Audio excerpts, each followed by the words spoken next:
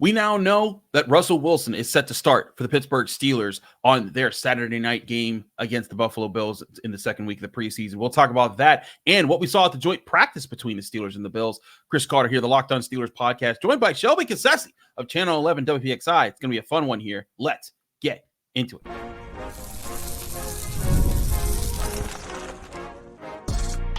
You are Locked On Steelers, your daily Pittsburgh Steelers podcast. Part of the Locked On Podcast Network, your team every day.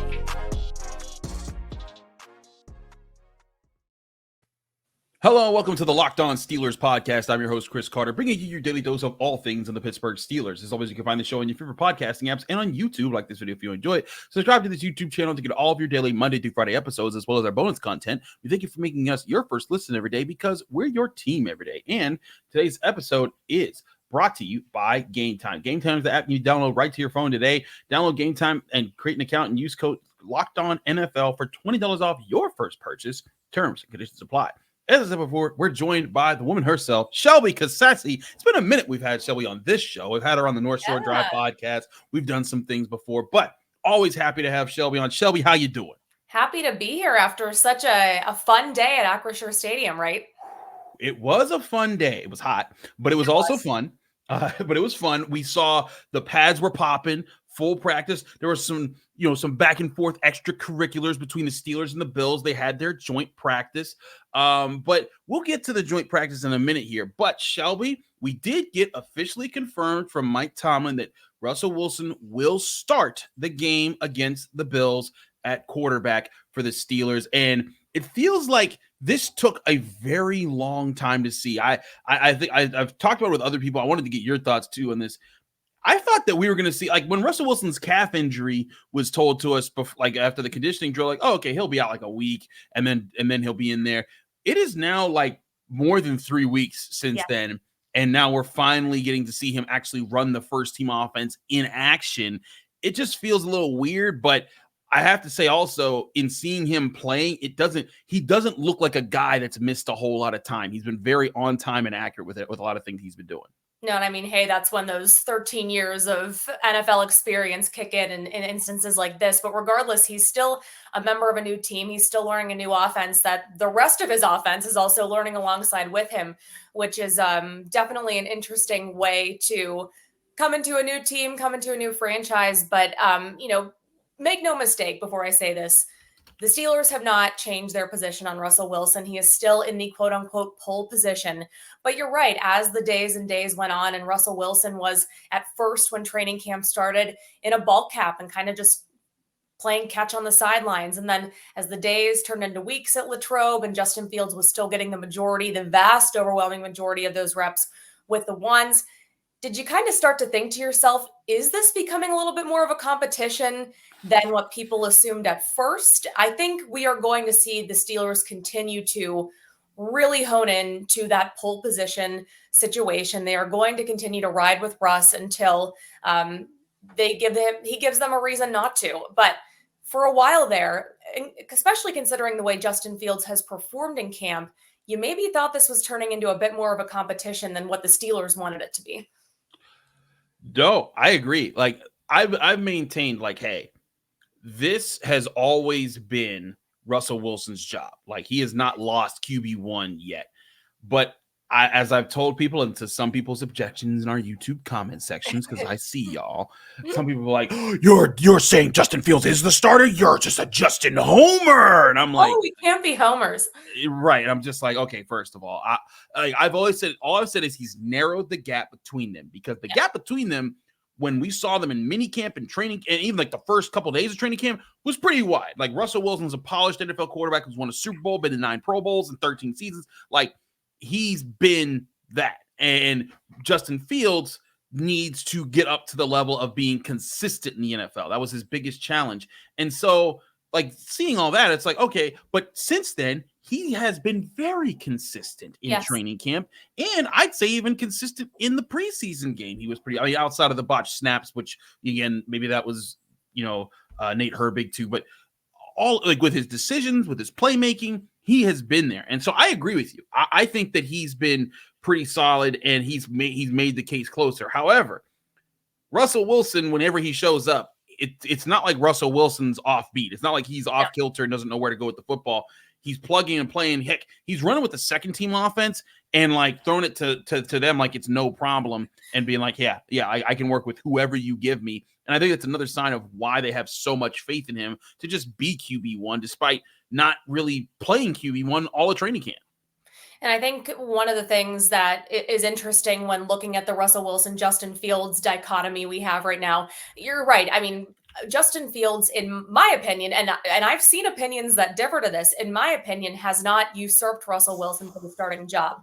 But I think he's performed enough where if Russell Wilson starts to falter a little bit, the leash may be a little bit shorter on Russell Wilson than it was at the start of training camp. There may be a little bit more confidence among Steelers coaches to pull Wilson if it comes to that. It may never come to that. And it may, you know what, I believe in a situation where they find a way to incorporate Justin Fields a little bit while Russell Wilson remains the starting quarterback. I think that's something we could possibly see. But when you even look at joint practice today, it was funny when I was reading up on things after practice. I saw differing opinions from people who are at practice, people who cover the team day out, on which quarterback had the better day. I saw arguments that Justin Fields had the better day. I saw arguments that Russell Wilson was more efficient and had the better day. And it just goes to show you there really isn't a clear winner based on what's been done on the practice field specifically. And of course, part of that is because Russell Wilson hasn't been on the practice field as much as Justin Fields.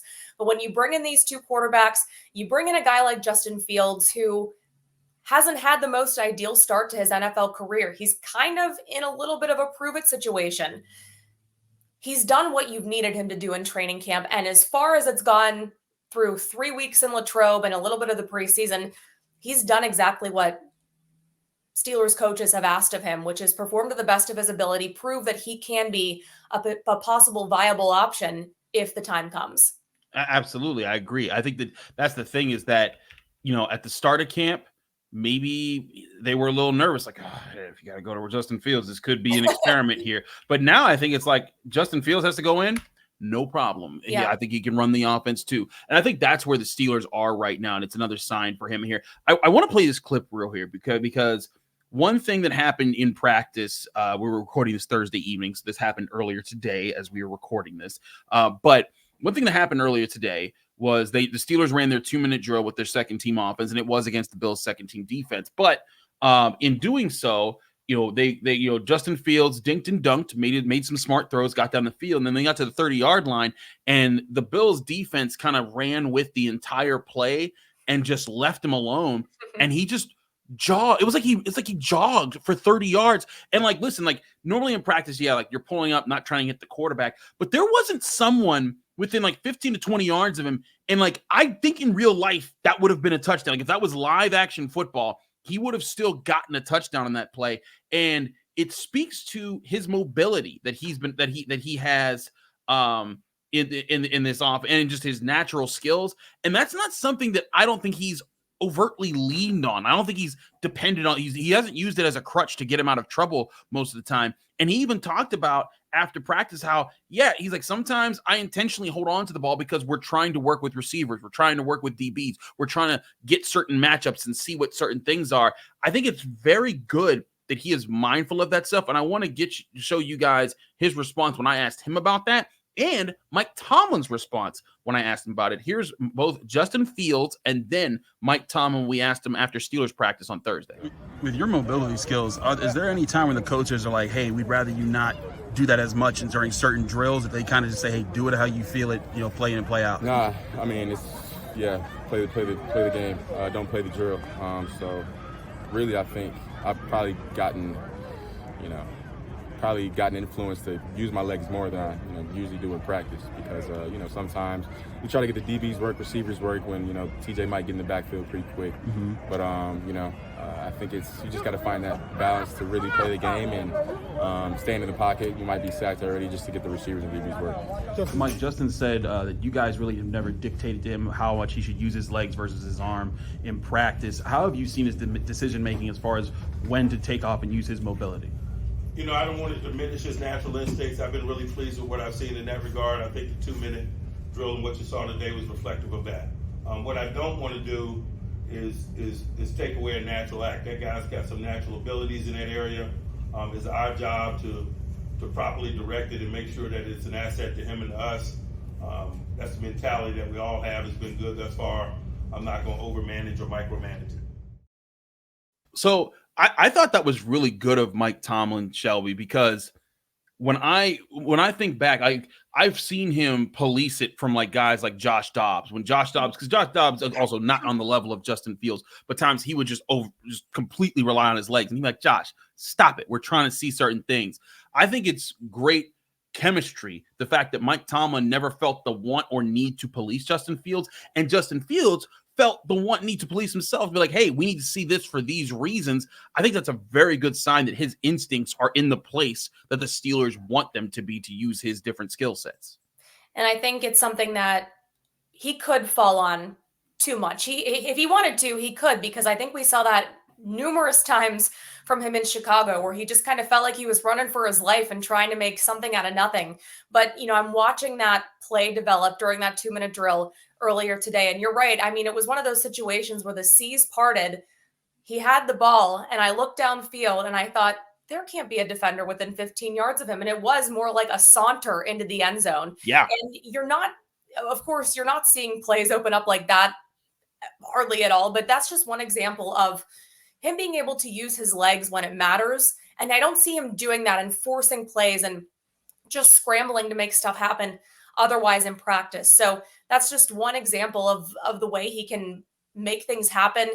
It's going to be a threat that defenses are going to have to account for if he's in the game. Like I said, I don't know about you, Chris, but I envision a world where, Russell Wilson's QB1, but they draw something up for Justin Fields just because he's able to use his legs. I don't know your thought on that, but I foresee something like that just by the way he's able to make defenses move like that. I actually think it could be before I was very much against it, because I was thinking like, no, if they really see Justin Fields as QB2, they'll protect him so that they can always so that QB2 doesn't get hurt. But I think in the red zone, that is lethal. Like we even saw in 7 shots, they called a QB option, and it was just the guy who was like on the island of having to choose. Do I go with the running back or do I go with Justin Fields? He was just frozen, and Justin Fields just took the ball and he was like, what you gonna do? Can't catch me. Like that's the kind of stuff that Justin Fields does to defenses that I think will be on the mind of defenders. I got to get to more points here that happened that we saw in the Thursday practice. We'll give you both of our observations and a preview into Saturday night's preseason game. All that next here on the Locked On Steelers podcast. Chris, Carter, Shelby Cassesse. Stick with us. We'll be right back. But first, I want to remind you this show is brought to you by Game Time. Game Time is the app you can download today to buy tickets to all your favorite events without it being stressful. And Game Time is where you can book tickets to all your favorite sporting events and so much more. It's summer, and that means it's baseball season. So get all your tickets to your favorite ball clubs, seeing them play in their next game, right with Game Time. Whether you're in Pittsburgh and you want to see rookie phenom Paul Skeens pitch on the mound for the Pirates, or you're in Los Angeles and want to see Shohei Ohtani be a world sensation for the Dodgers, Game Time has got you wherever you go. Game Time is the fast and easy way to buy tickets to all your sports, music, comedy, and theater events near you. They give you killer deals even on last-minute tickets, and they have a best price guarantee that can't be beat. If you find tickets in the same section or row for less somewhere else, Game Time will credit you 110% of the difference of those prices. Snag the tickets without the stress with Game Time. Download the Game Time app, create an account, and use code LOCKEDONNFL for $20 off your first purchase, or go to the website, gametime.co. Terms and conditions apply. Create an account and redeem code LOCKEDONNFL for $20 off. Download Game Time today. Last-minute tickets, lowest price guaranteed.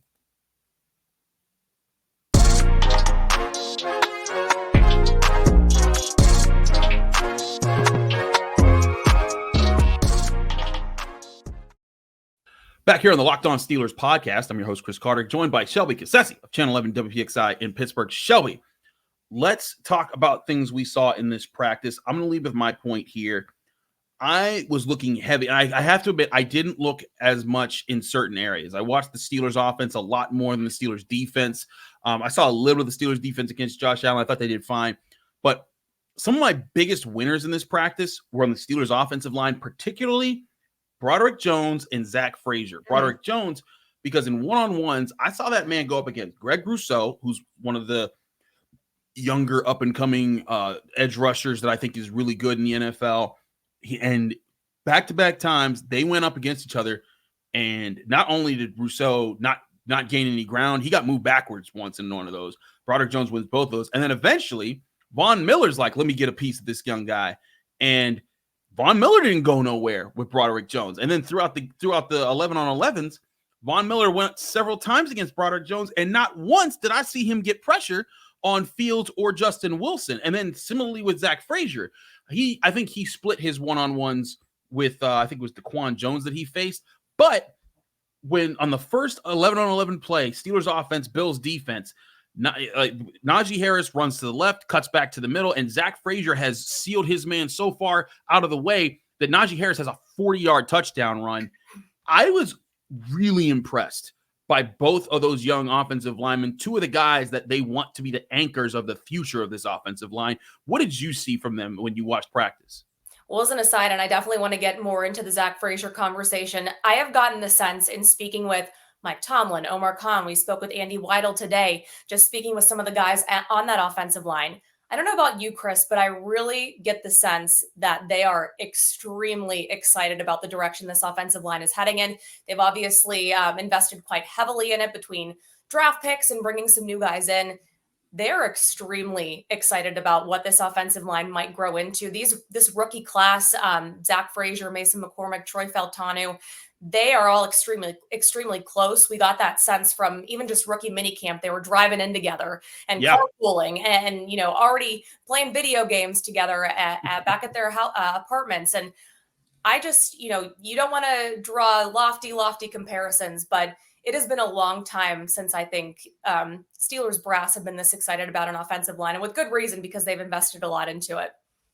Absolutely. And they needed to see fruit from those investments. And I still think that people should temper their expectations with the fact that they're young. This is a new offense. There's so much new that's going on. When there's so much new, it takes time for things to truly coalesce. I remind people, if you remember the young days of Marquise Pouncey and David DeCastro, there was a play the first game of the season. I think it was DeCastro's either first or second year in the league, and like the Steelers get in the red zone and DeCastro tries to cut a defender's legs. He accidentally cuts Pouncey's leg and literally tears Pouncey's ACL like on that play. Stuff. Now, I'm not saying anything catastrophic like that'll happen, and knock on wood, it won't. But but looking at stuff like that, like it takes time for the groups to come together. But something else that Andy Weidel, I didn't get a chance to clip this up, but we talked to Andy Weidel on Thursday, and I asked him about the maturity, and he said that was part of the allure of this class was, in 2023 with that class, Broderick Jones, all the guys they got in that class, they're all young, 20, 21, 21 years old, 22 years old, maybe. But most of this class, Zach Frazier, Troy Faltanu, Peyton Wilson, all guys in their 23, 24 years old, they're more developed, they're more mature. And I think that that's something that they're leaning on this year to say, like, hey, we're expecting these rookies to step up a little bit faster than last year's rookies, and we're expecting last year's rookies to be even better because now they've had the experience. And you're right, something that I did see today. I mean, you mentioned those one-on-one battles and the Steelers offensive linemen doing well in them, but just cohesively, they did well in pass protection. They did well in run blocking. So again, this is just such an area of this team that I'm excited about. It's an area that I'm really going to watch, and it's an area that I think will be much improved from the last couple of years, which is much needed for the Steelers offense. Speaking of the Steelers offense, and in terms of my observations, yes, make no mistake, I think the Steelers definitely do need another bigger named, another bigger playability wide receiver. Whether or not that's Brandon Ayuk, who the heck knows at this point? I mean, this is like an episode of Gossip Girl. We're spotting Brandon Ayuk on the sidelines and what he's wearing. Anyways, I think they do need someone else in that spot. But something that I have been impressed with is the way the guys who are there have been performing. Van Jefferson has had a good camp. It seems like he kind of catches everything that's thrown his way. Even if there is not the bona fide wide receiver 2 this year or beyond, I think what needs to not be overlooked here is the increased usage of the tight ends that I think we're going to be seeing this year, almost in place of that second wide receiver. Can't always do what a bona fide wide receiver will do, but even just today, Pat Freiermuth caught an absolutely incredible from Russell Wilson. It was maybe about 20 yards around there. I mean, it was gorgeous, and it turned into one of the few spars we had in this joint practice today, because the Bills defender was clearly a little perturbed that he got beat so bad and gave up a one-handed catch to boot. But you've also seen formations where there's 2-3 tight ends in there from Arthur Smith. And I'm really going to be interested to see how those tight ends continue to be utilized. They have talked about over OTAs, over mini camp, over training camp, about how excited they are to be utilized in a bigger way for the Steelers offense. And so, yes, they could use someone extra in there, but I think with who they have, they've done their job in training camp. The wide receivers themselves, I'm looking, I think generally everyone else is, I'm looking for George Pickens to take a much bigger step this year, not just in performance, but leadership. I think he's generally shown us that. We talked with him just a couple of days ago. I think it was maybe even yesterday. And he said he feels like he's taken on a bigger leadership role. The guys who are there, I think, have once again done their jobs in this training camp period. I think they've left us encouraged, if there are no further moves, that they can potentially hold on with who they have. And that's also because this tight end group, I think, is extremely talented. I think they've been extremely underutilized in the past, and they have a great opportunity to fill that void if a second wide receiver doesn't come our way here. Absolutely. My last observation, and like there were more observations I had, but we only have so much time before we have to get to other things.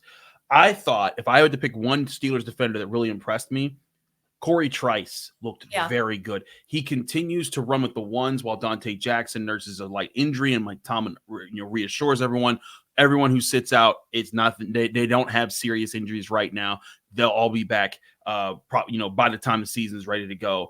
But Cory Trice was running with guys, covering guys, blanketing guys. And I have been very impressed by how smooth he's looked in doing so. In fact, towards in the final 2-minute drill of practice, Mitch Trubisky went after him several times. I think Josh Allen also went after him a few times, and he only allowed like a couple completions on the day. And in fact, on the last play of the 2-minute drill, it was 4th down. It was a back shoulder fade. It was one of those tough routes, and it was a well thrown ball. Like Mitch Trubisky threw it on time, right before the receiver broke on the back shoulder. So a very tough play to defend.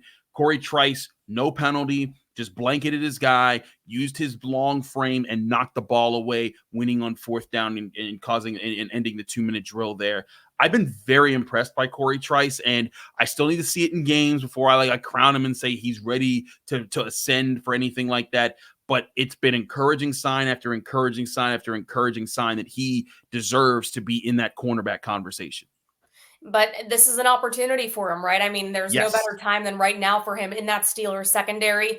There are a couple of moving parts. There are a couple of open opportunities.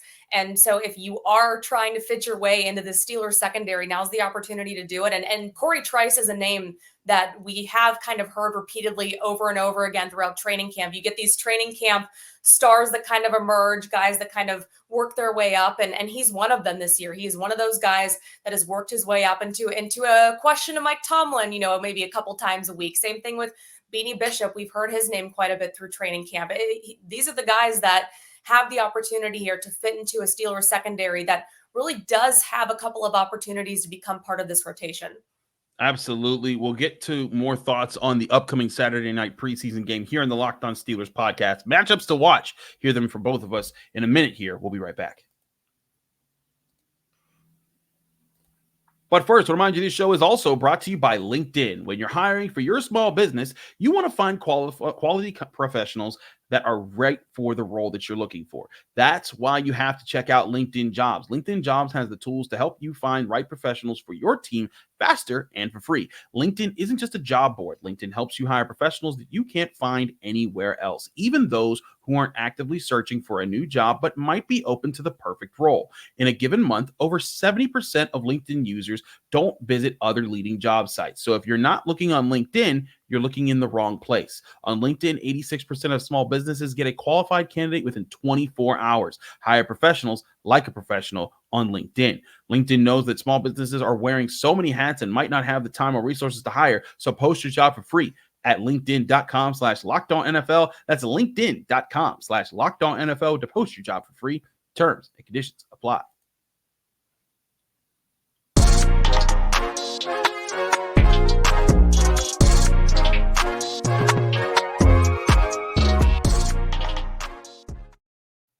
We're back here on the Locked On Steelers podcast. Chris Carter here with Shelby Cassesse of Channel 11 WPXI. Shelby, Mike Tomlin also confirmed not only will Russell Wilson start the game at quarterback, he said that the first team offense for the Steelers, at least, which usually is reciprocated by opponents, will run at least 4 series in this preseason game. So this won't be just two series and you're out, like 8 plays and done. This is you're gonna get a decent look at the first team offense and presumably also the first team defense here. And with that, I think there are some unique opportunities for the Steelers to show some things. One, Matt Milano, top linebacker for the Bills, injured in practice in a Bills tackling drill when they were working on their own before they even joined the Steelers. And now he's out for a very long time, so he won't play in this or most of the season. Very tough break, not just for him, but for the Bills. He's a leader and a very good player. But also on top of that, like now, you're facing a defensive front with guys like Rousseau, guys like Von Miller, guys like Ed Oliver, Daquan Jones. That's gonna be a tough group there.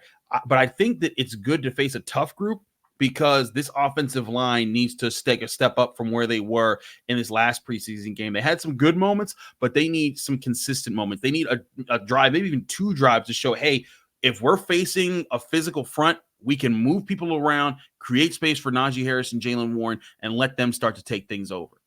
Yeah, as you said earlier, it's all a part of that building cohesion. It's not something that happens overnight with an offensive line, especially a young one, and especially one with so many moving new parts at the same time. Right. So yeah, this is going to be another one of those grow up moments for the Steelers offensive line. You talk about the offensive line. Nate Herbig, injured in practice yesterday, did not participate today. Mike Tomlin didn't rule him out for Saturday.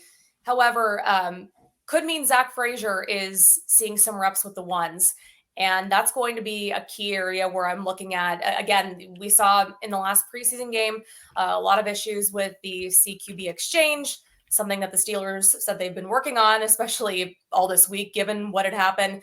But I think the plan is in place. The desire is there for the Steelers to eventually, whether it be at the start of the season, which some people feel he's ready for, or later down the road, Zach Frazier in the future will be the Steelers starting center. I don't think that's taking a huge leap. Agreed. And I want to see how he continues to grow. I mean, he is at times like just, I wouldn't talk about his abilities, but more so when you talk to him, you realize like he's a kid, you know. I mean, you talk to him and you realize how young he is, but he turns around and then performs on the field. Like at times he's been there for a while and he's really sort of kicked it into a different gear here through training camp.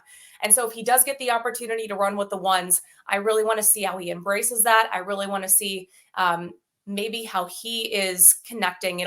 If he is with the ones, it'll be with Russell Wilson. Obviously, I want to see how that chemistry is working given the issues with the exchange last week. And so it could, I'm trying to think off the top of my head, if he does get an opportunity to go with the ones, I can't think of someone who might have a bigger opportunity than him coming up in this preseason game in terms of someone who has something to prove and someone who has a potential job to win. Yeah, Nate Herbig did not practice in the joint practice. Doesn't mean he won't play. Correct. But at the same time, right, if Zach Frazier goes in and balls out, like let's say the Steelers have like 2 really good touchdown drives and he blocks his butt off and he's a big part of scoring like he did on the Najee Harris touchdown run in the joint practice, I think he might solidify himself. It's not like Nate Herbig is some established longtime center for the organization. They're waiting for Zach Frazier to do this. And again, that's part of what Andy Waddle said. They got him because they knew how mature he was and they loved it. He talked about watching him at the backyard brawl 2 years ago, not even just last year, but 2 years ago, and seeing like how good that guy was. He's like, man, that would be really good to have, wouldn't it? So I agree with you. Zach Frazier certainly a part of this equation. But another group I'm also looking at is this Steelers secondary. You're going up against Josh Allen, presumably for multiple drives. This is not as much as we get on the Steelers receiving group, this is not a Bills receiving group like we've seen in recent years. No Stephon Diggs. No Stephon Diggs, no Gabe Davis. Both of them are gone. Their top receiver is Keon Coleman, the rookie out of Florida State, who is good. I loved covering him in the ACC. He was fantastic. But he's a rookie. You got Curtis Samuel and Khalil Shakir. I I think that George Pickens is better than anyone there. And frankly, I think that Van Jefferson isn't that far off from any of the number twos behind Keon Coleman there. I think this would be a really good opportunity for the Steelers secondary to put the clamps on a team and be like, look, we can take away people and make life hard, even for a generational quarterback like Josh Allen. And Chris, the other aspect of this I'm really looking for, and I think Mike Tomlin talked about it today, really wanting to see cleaner football, special teams. I mean, it's a part of the game that, when all goes right, you don't talk about them. And when all goes wrong, you're nervous and you talk a lot about them. And so it was a bad look for them last week. It just was. Their kick returner, I know they have Cordero Patterson, who has been dealing with the bumps and bruises throughout training camp, but otherwise we haven't seen a whole lot from someone who can return kicks, return punts without seeing much of him. And I know he's coming in to be that primary guy, but the mistakes, the just lack of big playability that we've seen from them so far in training camp, that's really, really got to get cleaned up. And that's when you have a game like they did against the Texans, it's not, you feel like when it's that messy, you feel a little bit nervous with the season just a couple of weeks away. And so it's got to be a quick turnaround for them. They got to turn the page, they got to move on, and it's got to be much, much different than what we saw against the Houston Texans. They have to have a game we don't talk about, basically. That's what they get, borderline, a game we don't talk about. No, I'm right with you. Special teams was an issue. Mike Tomlin even called it out in the post-practice conference. Like, we were not good there. He said that, and he talked about, like, the need to be sharper there. That's also a place where guys can win jobs. I thought one guy who stood out there for me in special teams on Thursday was Beanie Bishop. Yes. He was a gunner who was getting after it on punt coverage. That's how you win a job. If you're one of those guys, like Beanie, like Jeremiah Moon, one of those extra edge rushers that's trying to vie for a spot, be good on kickoffs, be good on kick return, be good on punt coverage, punt return. You do that, you make yourself invaluable. Danny Smith will be a voice in your corner to make sure that you have a final 53 roster spot if you're on the fringe there. So I entirely agree with you. Special teams, something else to watch. It was something that the Mike Tomlin really wanted to simulate against the Bills as well, to see that there. So a lot to cover and a lot to see on Saturday night at Acrisure Stadium. Both of us will be there. Shelby will be covering for Channel 11. I'll be there for the Pittsburgh Post-Gazette and the Locked On Steelers podcast. So tune in to get that and get both of our coverage. Shelby, thank you so much for joining us here on the Locked On Steelers podcast. Let people know they can find you, follow you, and get more of your work. Yeah, you can follow me at Shelby Cassesse on Twitter or X and Instagram. Look for me on WPXI. Absolutely. Shelby, thanks so much for joining us. Thank you all for joining us here on the Locked On Steelers podcast. I'm your host, Chris Carter. Follow me on Twitter, Instagram, and TikTok at Carter Critiques. Read my work here at the Pittsburgh Post-Gazette and on the Locked On Steelers podcast Monday through Friday on your favorite podcasting apps and on YouTube. Like this, if you enjoyed, subscribe to this channel to get all of our daily Monday through Friday episodes. I'll be back here Sunday night giving you my recap of the Steelers game against the Bills, who won, who lost, who performed the best, all that here on the Locked On Steelers podcast.